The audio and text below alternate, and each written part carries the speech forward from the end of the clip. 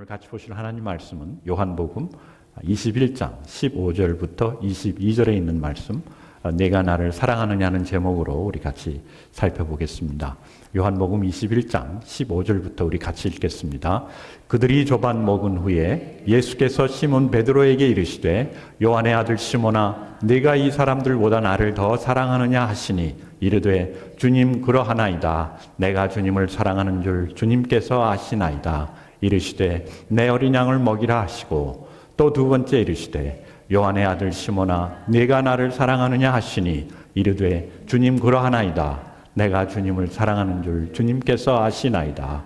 이르시되 내 양을 치라 하시고 세 번째 이르시되 요한의 아들 시몬아 내가 나를 사랑하느냐 하시니 주께서 세 번째 내가 나를 사랑하느냐 하심으로 베드로가 근심하여 이르되 주님 모든 것을 아시오매 내가 주님을 사랑하는 줄을 주님께서 아시나이다. 예수께서 이르시되 내 양을 먹이라. 내가 진실로 진실로 네게 이르노니 내가 젊어서는 스스로 띠띠고 원하는 곳으로 다녔거니와 늙어서는 네 팔을 벌리리니 남이 내게 띠띠우고 원하지 아니하는 곳으로 데려가리라. 이 말씀을 하시면 베드로가 어떠한 죽음으로 예수 하나님께 영광을 돌릴 것을 가리키심이로라. 이 말씀을 하시고 베드로에게 이르시되 나를 따르라 하시니 베드로가 돌이켜 예수께서 사랑하시는 그 제자가 따르는 것을 보니 그는 만찬석에서 예수의 품에 의지하여 주님을 파는 자가 누구오니까 묻던 자더라. 이에 베드로가 그를 보고 예수께 여짜오되 주님 이 사람은 어떻게 되겠사옵나이까? 예수께서 이르시되 내가 올 때까지 그를 머물게 하고자 할지라도 네게 무슨 상관이냐? 너는 나를 따르라 하시더라.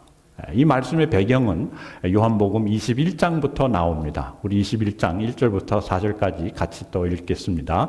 그 후에 예수께서 디베랴 호수에서 또 제자들에게 자기를 나타내셨으니 그 나타내신 일은 이러하니라. 시몬 베드로와 디두모라 하는 도마와 갈릴리 가나 사람 나다나엘과 세베대의 아들들과 또 다른 제자 둘이 함께 있더니 시몬 베드로가 나는 물고기 잡으러 가노라 하니 그들이 우리도 함께 가겠다 하고 나가서 배에 올랐으나 그날 밤에 아무것도 잡지 못하였더니 날이 새어갈 때에 예수께서 바닷가에 서셨으나 제자들이 예수인 줄 알지 못하는지라. 예수님이 부활한 지 얼마가 지났는지는 모르지만은 예수님이 부활하시고 언제 승천하셨습니까? 40일 후에 승천하셨어요.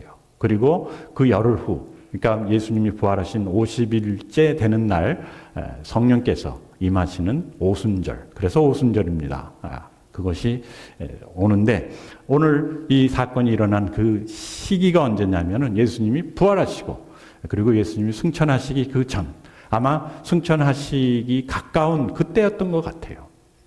그런데 한번 보십시오. 진짜 예수님의 부활을 체험한 사람들, 직접 눈으로 본 사람들이에요. 예수님이 십자가에서 죽으시는 것뿐만 아니라 예수님이 무덤에 갇힌 것까지 보고, 그리고 무덤에서 열린 무덤도 보고, 그리고 그 무덤에 뛰어 들어가가지고 본들의 눈으로 확인했던 베드로입니다. 그리고 제자들이었어요.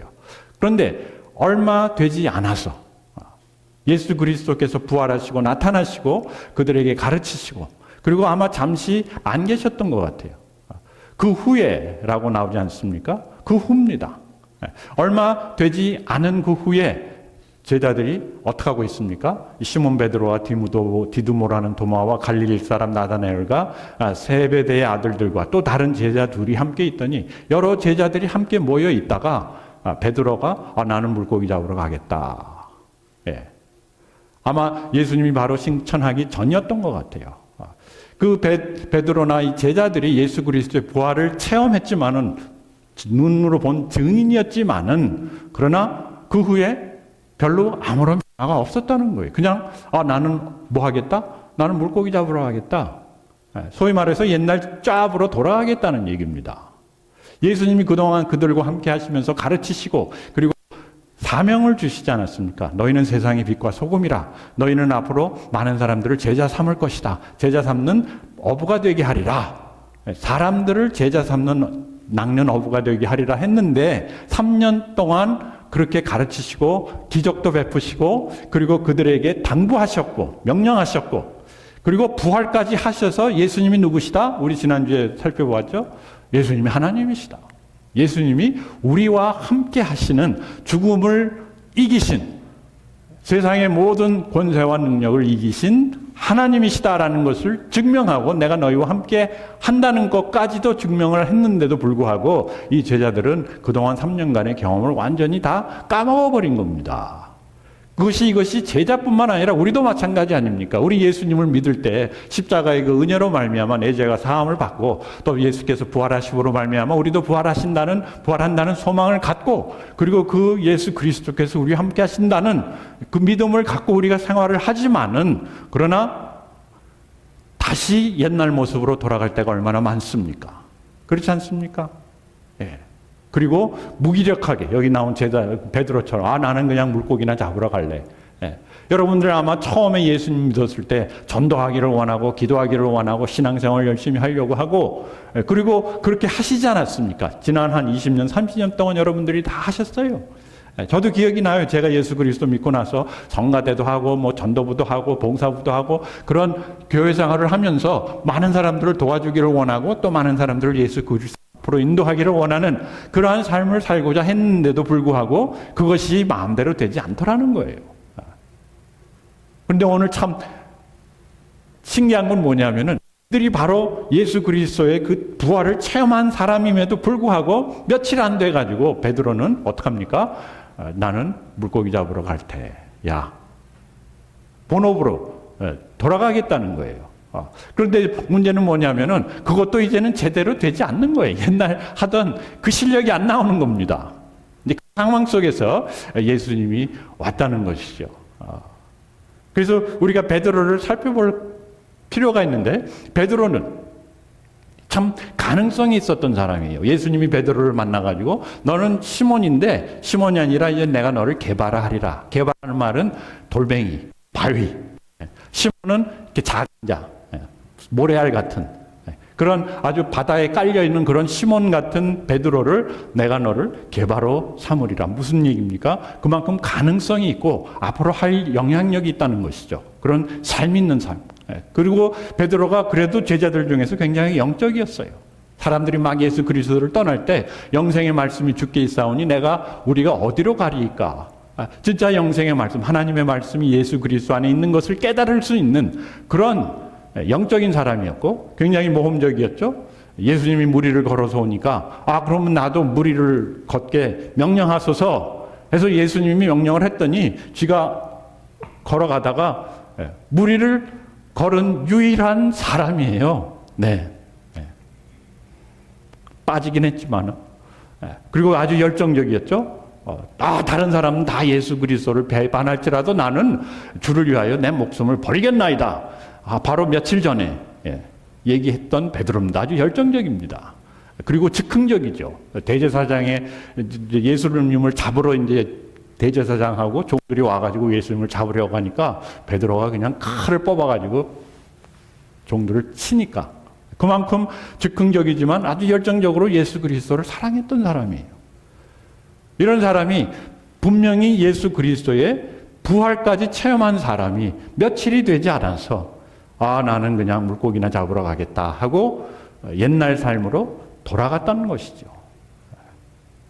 베드로의 이 무너짐이라고 우리가 표현을 할 수가 있겠죠. 그렇게 신앙이 있던 사람들이 어떻게 된다는 겁니까? 무너질 수 있다는 얘기예요. 예, 그렇습니다. 우리도 그렇지 않습니까? 맨 처음에 예수 그리스도를 영접하고 체험을 하고 또 병도 낫고 진짜 기도를 해서 병 나은 사람도 있고 저 자신도 그런 체험도 하고 그런 많은 영적인 체험이 있었지만은 그러나 세상이 뭐 그렇게 변하지가 않아요. 그런 가운데서 베드로는 두려움이 생기고 불안함이 생기고 혼란스러워지고 예수님이 잡혀가니까 두려움 먼저 생기고 불안해지고 그리고 혼란스럽습니다. 아니 예수 그리스도가 우리의 왕이신데 예수님이 그러한 능력이 있으신데 예수님이 하나님의 아들이신데 잡혀가지고 십자가에 막 끌려가니까 얼마나 불안하고 혼란스럽습니까? 여러분 그렇지 않습니까? 우리가 하나님을 믿고 신앙이라고 하고 부활하신 예수 그리스도께서 우리와 함께 하신다고 믿고 신앙생활을 하지만은 우리 삶 속에 어려움이 계속해서 일어나는 겁니다. 그리고 상황이 좋아지지 않아요. 지금 세상을 보세요. 얼마나 더 나빠지고 있습니까? 소위 말하는 이 기독교 국가라는 미국에서 침범을 하고 막 폭탄을 쏟아뜨리고 뭐 서로 싸우고 치고받고 야단나지 않았습니까? 그렇지 않습니까? 그럴수록 우리 믿는 사람들은 하나님이 주권이 계시니까, 하나님이 우리의 왕이시니까 해결이 되리라가 아니라 두렵고 불안하고 혼란스러워요. 이게 뭔가? 왜 내가 믿는 예수님, 왜 그 능력의 예수님이 붙잡혀 있는가? 혼란스럽어요. 그리고 그 예수님을 본인이 보호하려고 그를 위해서 대신 죽겠다고까지 했던 베드로가 어떤 여종이 와서 너도 저 사람하고 한 패가 아니냐 그랬더니 나는 아니다. 나는 아니다. 나는 절대 아니다. 3번씩이나 부인하고 도망갔다는 거예요. 얼마나 수치스럽고 죄책감이 들었겠습니까? 우리도 신앙생활하면서 정직하게 살아야지, 뭐 해야지 하면서 못할 때가 얼마나 많습니까? 그리고 자신한테 실망하고, 먼저 자신한테 실망이 돼. 내가 이것밖에 안 되는구나. 예수님은 나를 개발하리라 했는데 내가 나를 보니까 개발은커녕 지푸라기 정도밖에 되지 않는구나. 자신을 실망, 자신을 부정하고 나는 아무것도 아니야. 나는 아무것도 할 수 없어. 그리고 아주 위축되고 뭐 도전할 수도 없고 이제는 오히려 옛날 삶도 제대로 살지 못하는, 오도가도 못하는 진짜 그런 상황에 빠지는 게 저희들 아닙니까? 베드로가 그랬었어요. 그런데 참 재밌다기보다도 참 안타까운 건 뭐냐면은 예수 그리스도의 그 십자가와 부활을 체험한 지 며칠이 안 돼가지고 이렇다는 겁니다. 우리도 그렇지 않습니까? 막 은혜 받고 기도하고 막 눈물로 회개하고 그럴 때는 좋은데 딱 돌아서면은 딱 그런데 어느 장로님이 교회에서 막 은혜 받고 이제는 주님을 위해서 살아야지 하고 주차장에 딱 나갔는데 누가 자기 자동차를 이렇게 긁어놨단 말입니다. 그러니까 이거 어떤 X가 이랬냐고 화내는 것처럼. 아주 위축되고 오히려 후퇴하는 그런 베드로를 예수 그리스도께서 찾아오셨다. 이것이 복음입니다. 이것이. 복음은 뭐냐면은, 복음은 뭐 예수 우리를 대신해서 죽으시고 뭐 믿으면은 우리가 천국 간다. 그 복음이지만 진짜 복음은 뭐냐면은 이 하나님이 누구를 찾아오셨다? 나를 찾아오셨다. 그게 복음이에요. 그게 진짜 좋은 기쁜 소식입니다. 여러분 누가 여러분들 찾아옵니까? 누가 저를 찾아오겠어요? 그래서 아무도 저를 찾아오지 않으니까 제가 지난 2주간 뭐 한 겁니까? 제가 찾아간 거예요. 마누라도 찾아가고 아이들도 찾아가고 제가 예수님 같은 그런 사람은 아니지만은 저도 그러는데 이 찾아간다는 게 뭡니까? 그만큼 관심 있고 그만큼 사랑한다는 얘기죠. 이 복음은 하나님이 누구를? 우리를 찾아오신다. 벌 주려고 찾아오시는 것이 아니고 책망하려고 찾아오시는 것이 아니고 우리를 어떻게 하시기 위해서 회복시키시려고. 우리 거꾸로 돌아가는 우리를 다시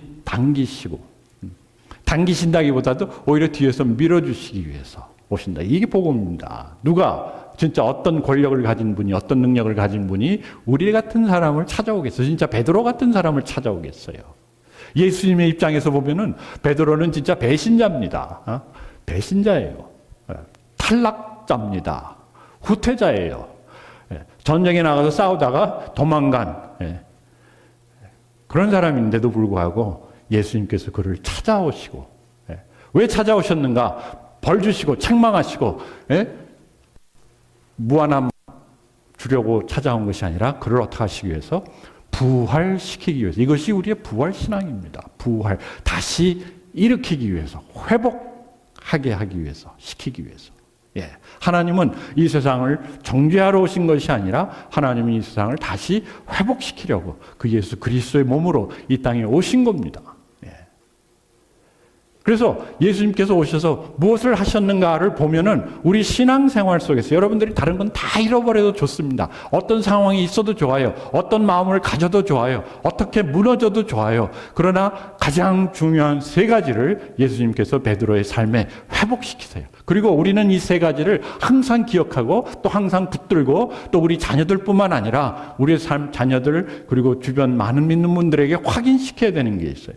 세상이 뭐라 할지라도 너는 자신을 버릴지라도 네가 네 자신을 진짜 비하할지라도 이 세 가지만은 꼭 기억해라. 그것을 예수님께서 베드로에게 와서 회복시키심으로써 우리에게 보여주신 거예요. 그 뭐냐? 그 세 가지가 바로 여기에 나오는 이 가지 사입니다. 첫 번째 건 아시겠죠? 뭡니까? 사랑. 사랑을 회복시켜요. 뭐 우리가 항상 아는 얘기 아닙니까? 하나님은 우리를 사랑하신다. 그리고 성경은 분명히 말합니다. 하나님이 무엇이다? 하나님이 사랑 그 자체시다. 사랑 자체시다. 네. 사랑을 하신다가 아닙니다. 그 사랑이시다라는 거예요. 하나님은. 네. 그리고 예수 그리스도께서 말씀하시지 않습니까? 너희가 내 살과 피를 먹고 마시지 않냐면 나와 아무 상관이 없다. 무슨 얘기냐면은 하나님을 먹고 마시라. 예? 뭡니까? 하나님의 사랑을 먹고 마시자. 우리 신앙생활 속에서 우리를 회복시키는 가장 유일하고 가장 큰 요소가 뭐냐면은 바로 사랑이에요. 하나님의 사랑. 그래서 베드로에게 와서 내가 나를 사랑하느냐? 하나님이 베드로에게, 예수님이 베드로에게 네가 나를 사랑을, 베드로의 사랑을 물어본 게 아니에요, 여러분. 하나님이 성경에 하나님이 질문하는 것들이 많이 있지 않습니까? 아담에게 와서 아담아 내가 어디 있느냐? 몰라서 물으시는 게 아니에요. 몰라서 물으시면 하나님이 아니시죠. 하나님은 어떻게 해요? 하나님은 모든 것을 다 아세요. 그러니까 베드로가 그러지 않습니까? 내가 예수님을 사랑하는 것을 당신이 아십니다. 베드로도 그걸 알 정도예요. 왜 예수님은 그러면은 내가 나를 사랑하느냐라고 질문을 하시는가? 본인이 베드로를 사랑하는 것을 베드로가 알게 하기 위해서. 여러분, 우리는 우리가 사랑하지 않으면은 누구를 사랑하지 않으면 그 사람한테 내가 나를 사랑하느냐라고 묻지 않습니다. 네. 여러분, 아무 관심 없는 사람한테, 지나가는 사람한테 당신 나를 사랑합니까? 물어봅니까? 안 물어봐요. 왜? 내가 그 사람 사랑하지 않는데 그래, 그 사람이 그래 나 당신을 사랑합니다. 그러면 뭐라고 대답하겠어요? 이 사랑의 확인이라는 것은 내가 그 사람을 사랑하기 때문에 나의 사랑을 그 사람한테 확인할 뿐만 아니라 그 사람이 나를 사랑하느냐를 확인하기를 원하는 거죠. 우리가 사랑하는 사람한테 사랑을 확인하기를 원해요. 예수님이 베드로에게 내가 나를 사랑하느냐 했을 때는 나는 너를 이만큼 사랑하는데 아가파오라고 질문을 합니다. 뭐냐면은 하나님의 사랑, 영적인 사랑으로 내가 너를 사랑하는데 너는 나를 사랑하느냐? 그랬더니 베드로가 나는 그 정도 사랑 못합니다. 하나님이 예수 당신 그리스도께서 보여주신 그 사랑으로 나는 사랑할 수 없습니다. 그만큼 사랑하지 않지만은 그래도 인간적인 사랑으로 내가 필레오 사랑을 할 수가 있습니다. 사랑합니다라고 고백을 하는데 예수 그리스도께서 그 고백을 통해서 베드로의 마음속에 야 하나님이 나를 이만큼 사랑하는구나를 어떻게 하신 겁니까? 확인시켜 준 겁니다. 우리에게 가장 필요한 것, 우리가 무너졌을 때, 우리가 방황할 때, 우리가 위축되었을 때, 우리가 방향을 잃어버렸을 때 가장 필요한 것은 뭐냐면은 무엇보다도 하나님이 나를 사랑하신다라는 그 복음입니다. 그 믿음이에요. 네. 믿고 안 믿고는 여러분들 우리의 선택이지만 사랑은 선택입니다. 절대로 강요되는 것은 사랑이 아닙니다. 그러나 우리가 무너졌을 때 누구를 회복시켜야 될 때 내가 회복이 필요할 때 가장 먼저 우리가 가야 되는 것은 하나님의 예수 그리스도를 통한 우리를 향한 사랑. 예수님이 그래 베드로 너 뭐 잘하고 못한 거 여러 가지 많지만은 가장 중요한 게 이거야. 뭐야? 내가 너를 사랑하니까 너 나를 사랑하느냐. 사랑의 관계. 왜냐? 이 관계가 없으면은 아무것도 이루어질 수가 없기 때문에 그렇습니다. 왜 세상은 평화를 원하는데 왜 이렇게 전쟁이 많고 왜 이런 험악한 일들이 많이 일어납니까? 하나님과의 사랑의 관계가 없기 때문에 그렇습니다. 이 종교 전쟁이라는 것은 하나님과의 사랑의 관계가 없이 종교의 이름으로 하나님의 이름으로 일을 행하니까 그러니까 죽음밖에 나올 수가 없는 거예요. 네. 하나님과 우리와의 화평이 어떻게 이루어졌습니까? 하나님이 자신의 권리를 다 포기하고 자기의 모든 능력을 내려놓았을 때 그때 그 평화가 화평이 이루어지는 거죠. 우리 자녀들하고의 화평도 그렇지 않습니까? 부모가 다 내려놓고 자녀들하고 대화할 때 뭔가가 일어나지. 내가 부모니까 내가 너한테 이만큼 사랑했으니까 너 이거 잘못됐고 잘했고 변해야 되고 뭘 아무런 변화가 없습니다.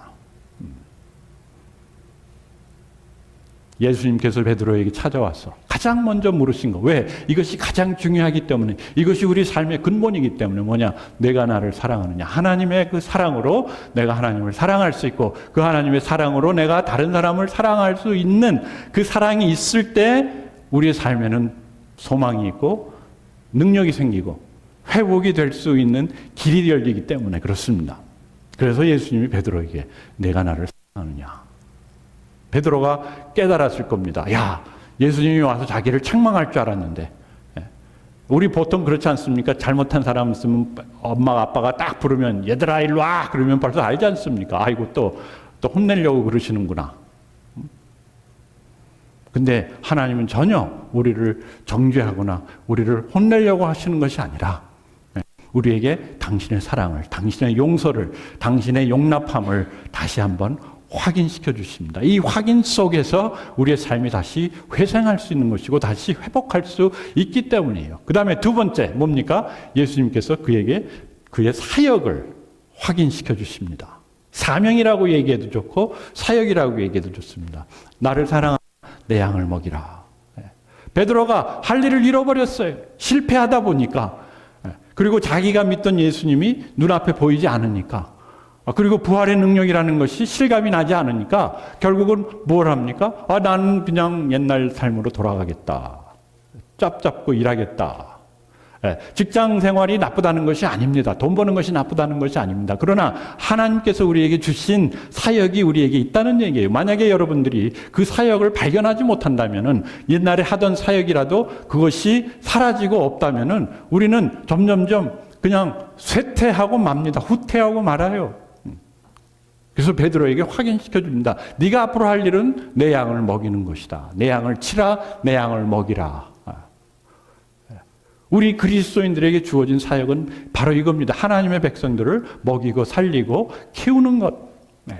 그것이 여러 방법으로 나타납니다. 뭐 성가대로도 나타나고 반주자로도 나타나고 목사로도 나타나고 그러나 우리가 함께 이루고자 하는 것은 뭡니까? 예수 그리스도의 사람들을 양육하는 거죠. 요즘 저도 이제 그 나이에 들어갔지만은 리타이어 하는 사람들 많이 봤어요. 그리고 제가 한국 가서 리타이어 하는 사람들을 봤는데 한국서는요 놀랍게도 60세면은 거의 다 리타이어 해요. 뭐 직장 생활을 할 수가 없어요. 그런데 참 좋은 기회 아닙니까? 60세부터 야 내가 그러면 주님의 양들을 먹이는데 모든 것을 쏟을 수 있겠구나. 그런데 양을 먹이기는커녕 양을 치기는커녕 이 사람들이 그냥 무료하게 지내고 있습니다. 그냥 비디오나 보고 저처럼. 요즘 얼마나 볼 게 많습니까? 그냥 이것만 하고 있는 거예요. 나가서 운동도 안 해요. 그러면서 점점점 그저께 같이 목회하고 같이 선교하던 사람이 그냥 완전 그런 폐인이 됐어요. 그런데 한국 사정이 참 딱해요. 60세면 다 리타이어를 해야 되고 65세는 뭐 교수나 뭐 목사나 65세까지 일할 수 있지. 그렇다고 해서 뭐 리타이어를 늦게 하라는 얘기가 아니라 본인의 사명, 본인의 사역이 사라지니까 삶이 완전히 뭉개지더라, 파괴되더라는 거예요. 무너지더라는 거예요. 사람조차가 나가서 그러니까 나갈 일도 없고 면도도 안 하고 세수도 안 하고 그냥 집안에 박혀 있더라고요. 그래서 저도 별로 머리 관심을 쓰지 않아가지고 한 3주 동안 그냥 샤워만 하고 나왔더니 오늘도 잊어버렸어요. 머리 하는 것을. 만약에 여러분 삶 속에 한 사역이 없다면, 주어진 사명이 없다면은 그 순간 우리는 우리의 삶을 잃어버린 거예요. 내가 있어야 될 목적이 사라지는 것이죠. 그렇다고 해서 여러분들이 다 목사가 되고 선교사가 되라는 얘기가 아니라 하나님께서 나를 통해서 누구를 양육하고 누구를 도와주고 누구를 섬기게 하시는가를 분명하게 찾아야 된다는 것이죠. 왜냐? 이것이 없으면 우리는 소생할 수가 없어요. 살아날 수가 없어요. 그냥 먹고 자고 마시고 사는 그런 삶밖에는 우리는 찾을 것이 없다는 것이죠. 그 다음에 세 번째 뭡니까? 사명감. 너는 나를 따르라. 베드로가 예수님이 너는 나를 사랑하느냐, 내 양을 먹이라, 내 양을 치라 그러니까 내가 해야 되는가 보다 하고 가만히 살펴보니까 옆에 요한이 있었거든요. 요한. 이 요한복음을 기록한 요한입니다. 그리고 요한은 자기를 그 예수 그리스도의 옆에서 예수님이 자기가 팔릴 거라는 예언을 했을 때 그 팔자가 누굽니까? 라고 물어봤던 사람을 자기 자신을 그렇게 설명을 해요. 그러니까 자기가 옆에 서 있는데 그리고 그 대화 내용을 보고 있지 않습니까? 그러니까 요한복음을 기록할 수가 있었지 않겠어요? 그랬는데 베드로가 갑자기 얘는 어떻게 됩니까? 오케이, 나는 그러면은 양도 치고 이제 이렇게 사역을 해야 되는데 얘는 어떡합니까? 그랬더니 예수님이 내가 그를 어떡하든 나하고 무슨 상관이 있느냐. 왜냐하면 예수님이 베드로한테 이제 네 삶이 앞으로 참 험한 일이 많이 일어날 거다. 여러분 그렇지 않습니까? 우리 사는 삶이 평탄하지가 않아요. 특히 그리스도인의 삶이 평탄하지가 않습니다. 그리고 특히 양을 먹이고 양을 치고 이런 사역을 감당하는 삶이 절대로 평탄할 수가 없어요. 어려움이 있어요. 그래서 베드로한테 네가 지금까지는 젊어서는 네가 네 마음대로 띠뛰고 마음대로 다녔는데 이제 앞으로는 네가 다른 사람들이 너를 끌고 가리라. 베드로가 앞으로 어떻게 살 것, 그리고 어떻게 죽을 것을 예수님이 예언한 거예요. 우리 그리스도인의 삶이 절대로 평탄하지 않습니다. 거슬러 올라가는 삶이기 때문에. 그것을 예수님이 베드로한테 미리 예언을 하신 거예요. 네가 앞으로 이런 고생을 할 거다. 그랬더니 가만히 생각해 보니까 그러면 쟤는 어떻게 됩니까? 옆에 요한이 있었거든요. 자기하고 얼마나 친한 친구입니까? 아니면 동생입니까? 형제입니까? 하여튼 그랬더니 예수님께서 내가 늦게까지 오래 살게 할지라도 너하고 무슨 상관이 있느냐? 너는 나를 따르라. 우리의 삶을 회복시키는 세 번째 중요한 것 뭡니까? 사명감이에요. 사명감. 예수님께 초점을 맞춘 사명감. 다른 사람은 할지 비교하지 말라는 겁니다. 다른 사람을 보지 말고 다른 것에 신경 쓰지 말고 누구를 바라보라? 예수 그리스도를 바라보고 예수 그리스도를 따라가라. 너는 나를 따르라.